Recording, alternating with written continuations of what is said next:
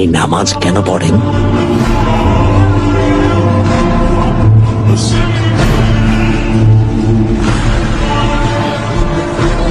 নামাজের মাধ্যমে শুকরিয়া আদায় করি।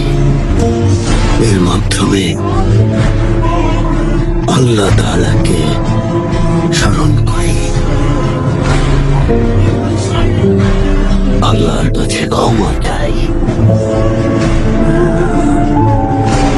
আমরা ট্যাঙ্গারির কাছে প্রার্থনা করি, মোহাম্মদের কথা বলুন।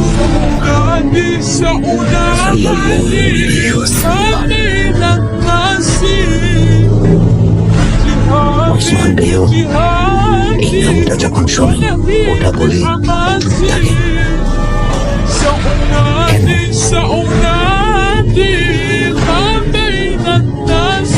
কারণ যার কোথায় উনি দো জাহানের মাত্র সুলতান, তুমি ছিল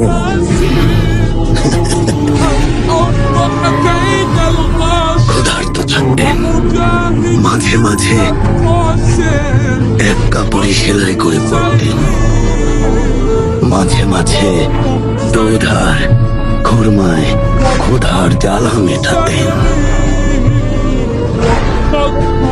তাহলে ওনাকে সুলতান কেন বলে? ওনার কিছুই ছিল না, পেট ভরে খেতেও পারতেন না।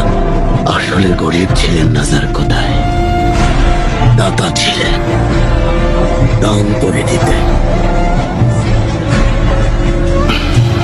যার কোথায় আসল সুলতানরা মানুষের মন জয় করে।